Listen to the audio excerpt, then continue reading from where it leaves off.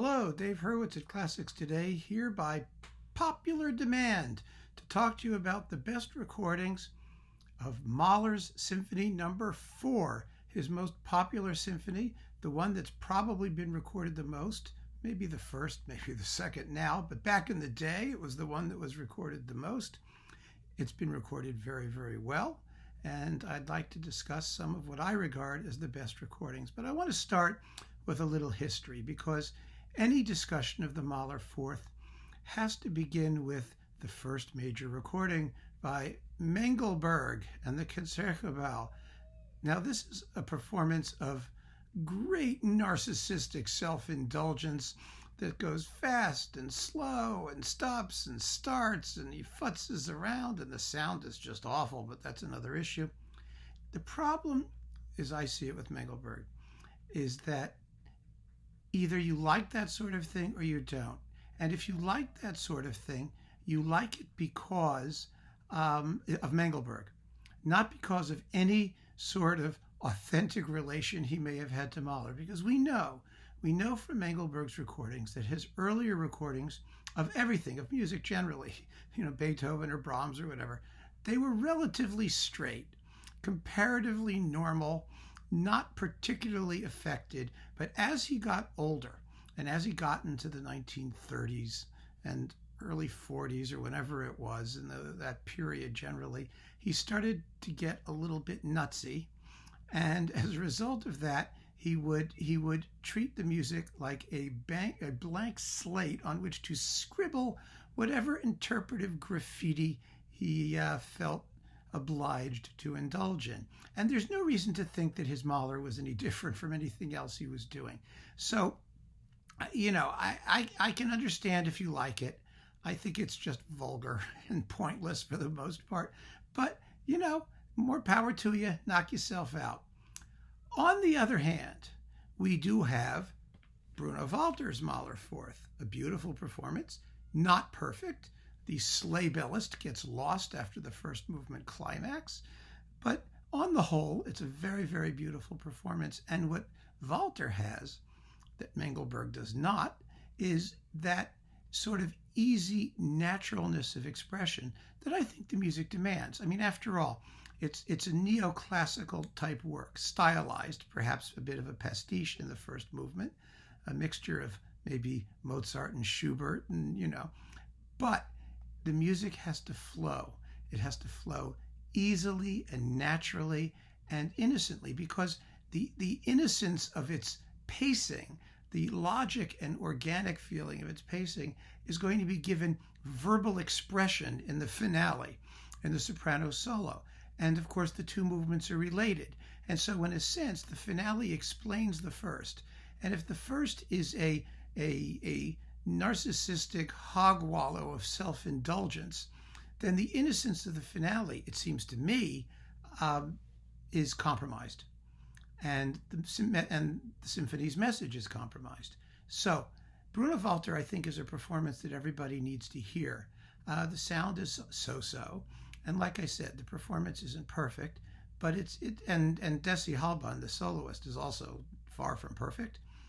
But as a conception of the piece and as an indication of what Valter knew that Mahler was trying to express, it's a very beautiful and entirely valid interpretation. But now I'm going to talk about modern recordings, because there's no point in dealing with, historical stuff past those two. Not that there is any, but, there are some, 1950s recordings and things that, however good they may be, they've been superseded by more recent ones. And of course, if you enjoy anything personally, I'm not saying you shouldn't. So, good stereo, let's just say, recordings. First, Jimmy Levine with the Chicago Symphony, with Judith Blagan, the soloist. This is a terrifically detailed, exciting performance that's immaculately played and very nicely recorded. Levine trained with Zell, and Zell's recording of the Fourth was also very, very highly regarded for a long time. I personally think it's a little bit stiff and unyielding and lacking in humor, as Zell himself seemed to have sometimes been. Not for some reason in Haydn's 93rd Symphony, but elsewhere. Anyway, the bottom line is Levine was always a very persuasive Mahler conductor, and this is the kind of performance that I think that Zell could have given if he'd had a little bit more of a sense of humor, a little bit more ability to relax into the music rather than try and discipline the music. You know, Zell sometimes can be kind of a sadomasochistic whips and chains kind of guy. Levine, from what we hear, may have been something similar to that. But in any case, he does a good Mahler fourth, and I think that the performance itself has held up very well over the years. Next, Riccardo Chailly. Now, the Concertgebouw is very well known for Mahler fours, going back all the way to Mengelberg's day. You know, one of the things that Haitink did to, I think, excess in his versions of the Mahler 4 was underplay. There's a temptation in this symphony, because it's outwardly, in a sense, simple or attempting to be innocent and uncomplicated, to exalt those qualities to a fault. And that's what I hear in Haitink's performances. I mean, they're beautifully played, they're nicely done, they're sensible, but aren't they just a little bit dull? Don't they just lack, always in Mahler there's that undercurrent of danger, that sound of something that might erupt at any moment, even when he's being sweet and innocent. Do we ever really trust it?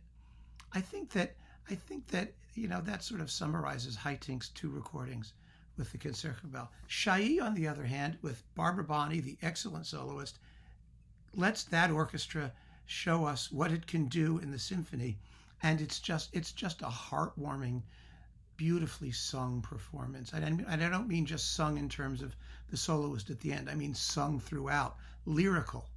Just a beautiful lyricism penetrates the entire thing, and the balances are immaculate. The woodwind playing is exceptional.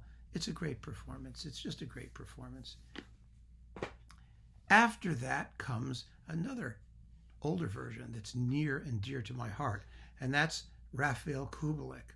Now, Kubek's Mahler, could be a little bit underplayed, especially, the Bavarian recordings. Now, when he remade some of them later, the live recordings that were released on Audita, I mean, it could be, the results could have been enormously different. And live, I think he felt a lot more free than he did in the studio.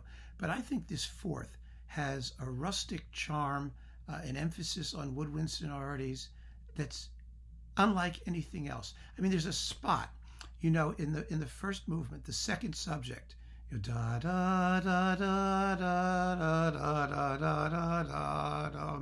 Underneath that, the clarinets are actually going ba-da-dum bum bum ba-da-dum bum bum, which is going to be the next tune. It's anticipated. You never hear it. You never hear it. You hear it. Kubek brings it out. Kubek does that. He allows all of those little details to shine forth in a way that's completely natural. He's not playing, let me find the inner voice just for the hell of it, or, I'm not going to pay attention to the main tune. He just lets that orchestra have a sense of poise and balance in the relationship between strings and winds that's really very special and I think unique to performances of this work. So the soloist is his wife, Elise Morrison. She's good. She's not fabulous, but she's good.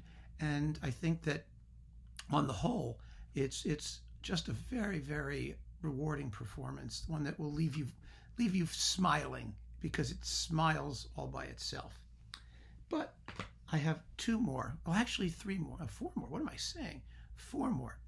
One I want to talk about briefly, and that's the Ivan Fischer Budapest Festival performance. That's one of the greatest of the new ones, the most recent ones. The playing is immaculately beautiful. The sonics on Channel Classics are absolutely wonderful. I don't think that Fischer puts a foot wrong anywhere. He has a way of getting the strings to sing, that Hungarian manner that I've spoken of before, that conductors like Sándor Vég had. and others. And you feel that in this performance. The Adagio is particularly beautiful. It has textures at the end that truly are heavenly. And so, that's a performance that I can recommend very highly. And I have it here. This is one of my iPhone specials. That means I listen to it frequently. Mia Person, by the way, is the soprano, and she's also excellent. Here it is. There it is, Ivan Fischer on the iPhone. And the next one I want to talk to you about is also an iPhone performance. This, I think, is the sleeper among all the performances of Mahler 4. It's the one that comes as the biggest surprise. It's Andrei Previn with the Pittsburgh Symphony. This was a performance, or at least on EMI, nobody thought about. Previn was not a Mahler guy. He did very little of it. But this is one hot performance.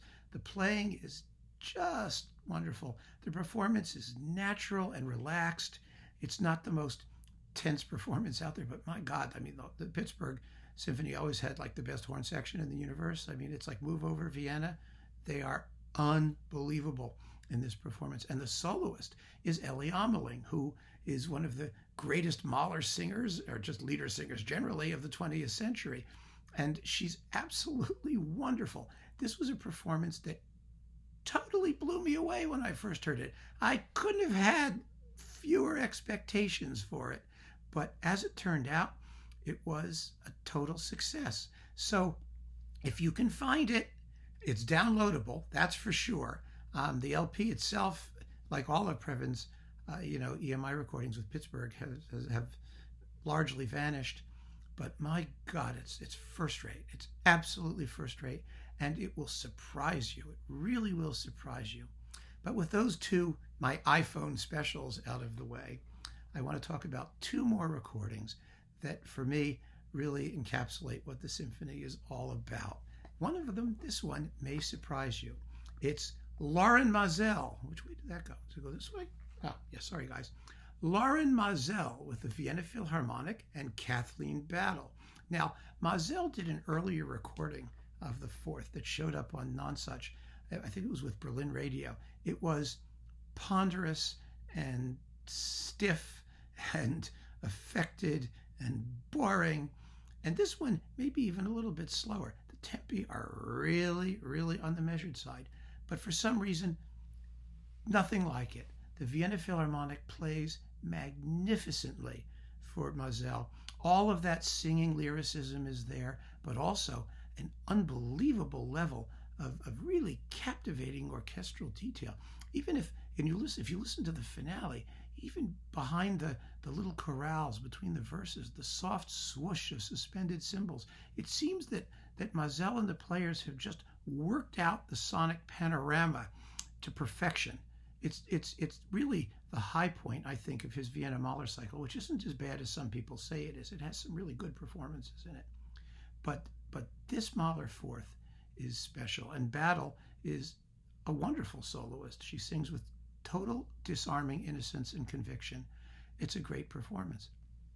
Now we come to my maybe all too predictable favorite, and I apologize if that's the case, but it's Lenny in the New York Philharmonic, his first one, the one on Sony, not the one on DG with that boy soprano in the finale. Oh, is that a bad idea? Now, I don't think it's as bad an idea as some people have said. I don't think it destroys the symphony, but actually that whole performance is just a little bit too relaxed. For a Bernstein, that's odd, isn't it? But it seems like there's a level of sort of let's get it over withness that you almost never hear with Lenny. It's not a bad performance by any means. He's got the Concertgebouw. What's to complain, right? But it's for my money, it's not a great fourth. But this one has the freshness of a new discovery. It really does. And Bernstein, was very conscious of the fact that Bruno Valter had preceded him in doing a bunch of these symphonies with the New York Philharmonic. He held off doing the first symphony because Walter's first symphony was published by Columbia first, and he heard it and he thought it was fabulous, and so he said, "No, I'll wait," which was very courteous of him on the one hand and perhaps smart on the other hand. So he had to be aware of Walter's reputation in Mahler Fourth, which was one of his signature pieces, and he managed to come up with an interpretation which is no less, I think, natural and spontaneous, but completely different. It's more deliberate in some spots, especially in the adagio, which is quite slow, but it still has that feeling of naturalness, the impulse, the energy. It's all there, and it's there because first of all, the playing is really, really wonderful. I mean, Bernstein and the players are so sensitive to all of those jets of color, to the four unison flutes in the first movement when they blast out da da da da da da da da. All those little touches in the scherzo, the poing of the harp and the little pizzicatos of the solo violin and the horn solo beautifully integrated into the texture. And then there's the adagio. It's one of the most deeply felt, beautifully sustained meditations that Bernstein ever conducted, for damn sure. But one of the things that really sold me on it was that, remember the Penguin Guide? That giant compilation of anal retentive inhibition? Well, one of the things they said, they actually liked this performance and recommended it, but there had to be a but. They said, well, we don't think the climax of the adagio has to be as violent as Bernstein shapes it. Now, you know that when a British critic says something is too violent, that it's probably just right. And so it is here. It's a fabulous, brilliant, glorious, blazing eruption of light. And that's, damn it, just what Mahler wrote. I mean, we know that Mahler himself considered putting trombones in that one spot because he was concerned that he couldn't get a big enough climax. We know this. So what on earth are they saying? It's too violent. I mean, what kind of crap is that? It's foolishness. Bernstein knows that the music is supposed to explode with glory, and it does. And then you come to the finale. Reri Grist is, for my money, the best soprano who's ever sung it. She's perfect, absolutely perfect. She sings without a trace of archness or parody or self-consciousness, with that boyish timbre. It's such a beautiful, beautifully sung, beautifully shaped performance. The tempo is just perfect. It allows her to phrase the melodies. One of the things that makes Klemperer's version, somewhat disappointing is Elizabeth Schwarzkopf doing her, Uchi Coochie Poo, sort of affected. I don't know how to describe it. The woman had a spontaneous fiber in her body. And Reri Grist is the antidote to that. A magnificently sung performance that allows the symphony. I don't know if you notice that the words are, the last line of the poem is that everything for joy awakes. And as the soprano sings that, the music is going to sleep. It's actually a lullaby. So what is Mahler telling us? He's telling us, of course, that this vision of joy, this child's vision of paradise, it's a dream. It's an illusion. And with that in mind, the music simply goes to sleep and leaves us with that dream of joy. And that's what this performance is. It's a dream of joy. So Bernstein and the New York Philharmonic in Mahler 4, but all of the ones that I've mentioned are wonderful performances. They all have their advantages and advantages. I mean, in the sense that you'll find things you love, you'll find things that may bother you, who knows. Give Previn a chance if you can. I really recommend it. But at the end of the day, you'll be hard-pressed to find a more comprehensive vision of the symphony than Bernstein and Reri Grist with the New York Philharmonic on Sony Classical. So thank you so much. Take care and keep on listening, folks.